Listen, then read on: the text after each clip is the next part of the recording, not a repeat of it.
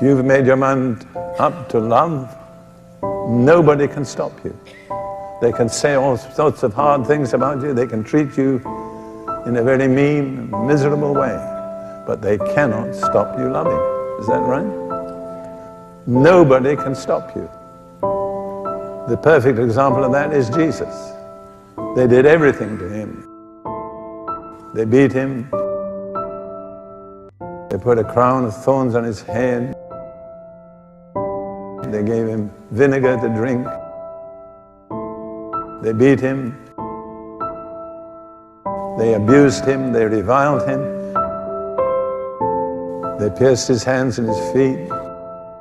But one thing they could not do was what? They could not stop him loving. He loved them to the end. You see, if you love with that kind of love, nobody can stop you. It's the perfect law of liberty. You are the only really free person on earth, because nobody can stop you doing what you want to do. Isn't that wonderful? I mean, I'm impressed when I think about it. Nobody can stop you. That's why it's called the perfect law of liberty. I share something which God sometimes impels me to share. It's very difficult to share. It's very painful. But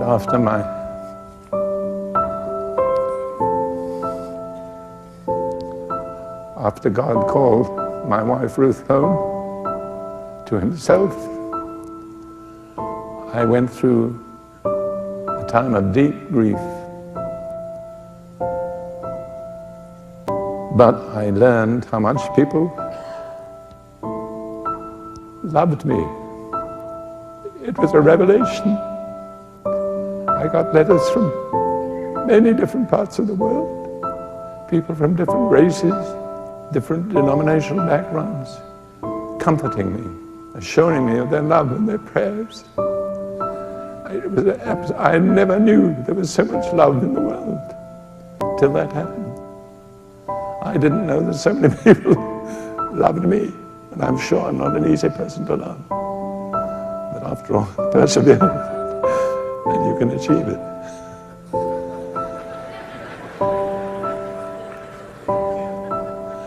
But I got one letter from a lady, I don't even remember her name. And she directed me to Psalm 84, verse 6. It says in verse 5, "Blessed is the man whose strength is in you, whose heart is set on pilgrimage." In other words, he has no permanent residence in this world. He's on a pilgrimage from one world to another. And then it says about these people, and this is the verse the lady quoted to me, "As they pass through the valley of Baca, they make it a spring. The rain also covers it with pools." Now you need to know that Baca is the Hebrew word for weeping. You can't understand that psalm unless you know that.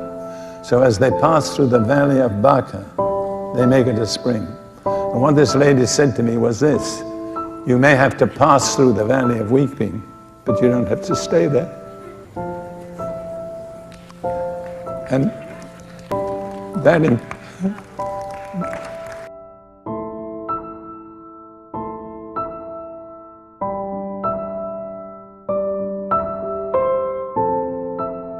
that impacted me so deeply that I couldn't read any further for 1 hour. I just sat and gazed at that verse.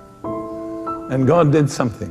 It says, as they pass through the valley of Baca, they make it a spring or a fountain. And at that moment, God opened a fountain inside me. Something I mean, I'd been a Christian nearly 60 years, speaking in tongues and doing all those things.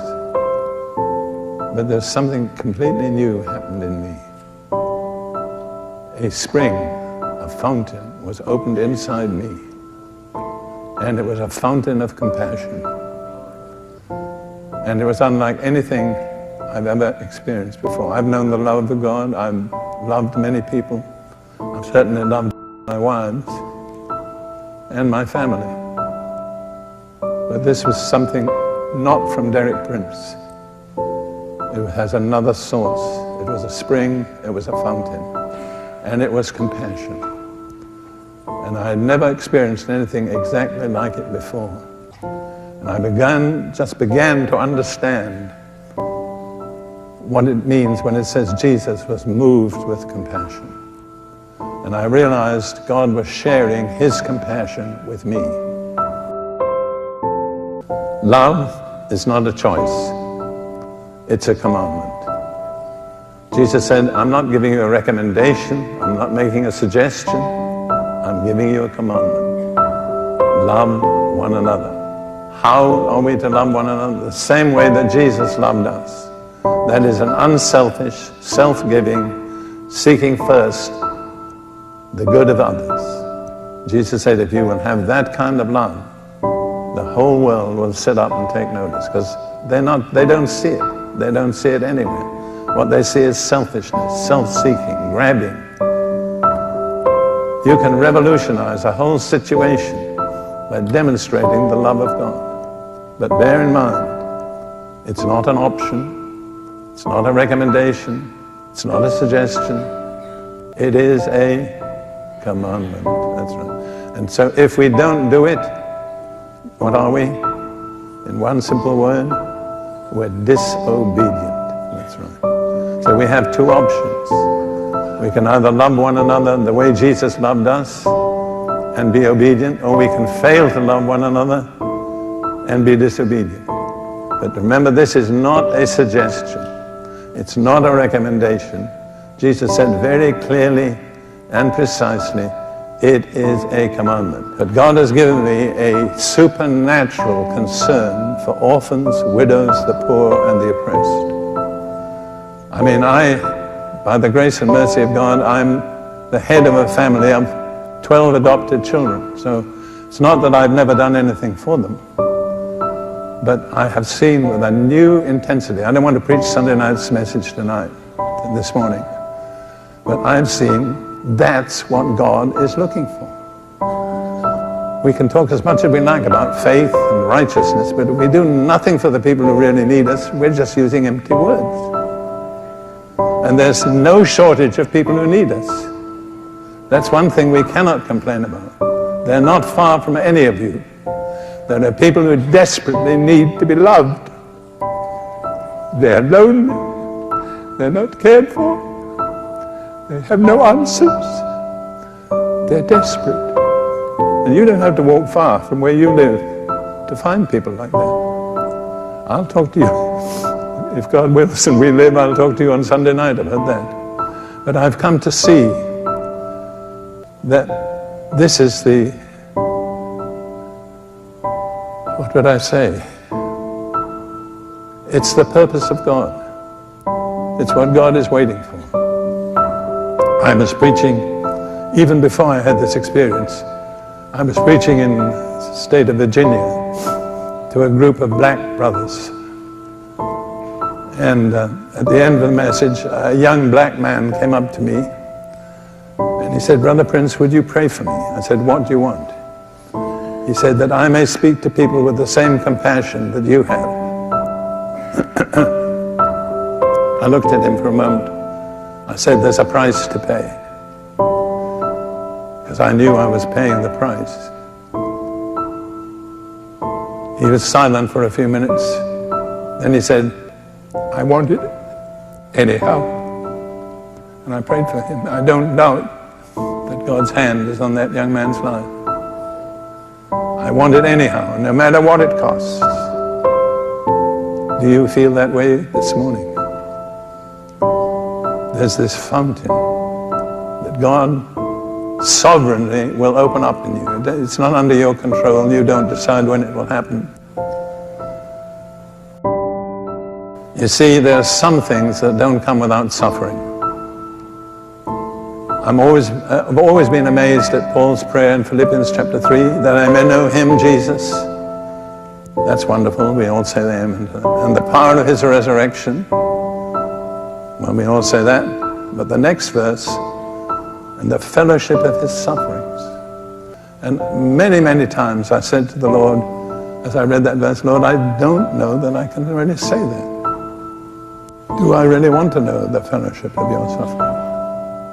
I'm an honest person. I think that's perhaps one of the basic benefits of God's dealing with me. I am honest to myself. I'm honest to others. I said, Lord, many times I'm really not sure I can say that I want to know the fellowship of your sufferings.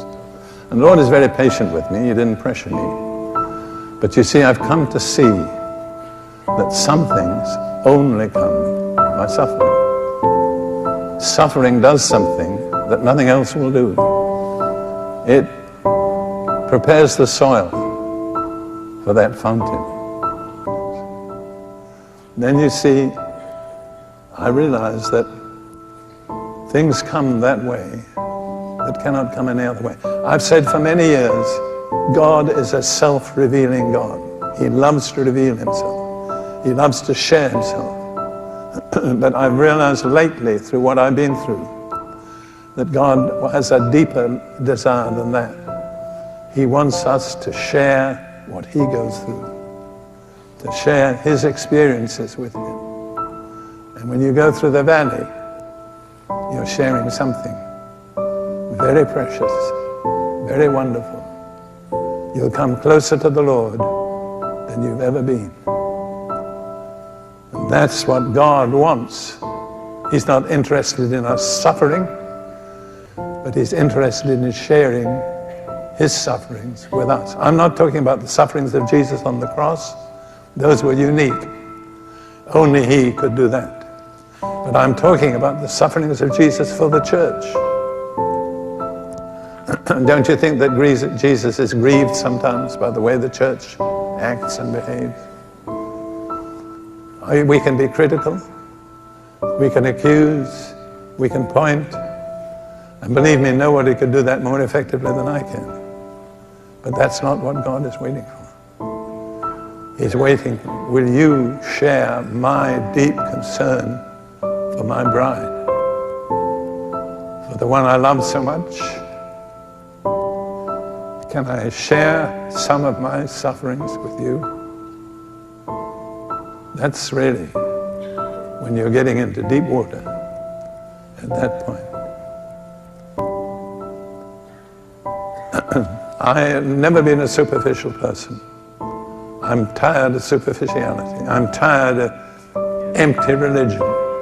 I'm tired of empty confessions, which are made to get something out of God, but we're never expected to fulfill them.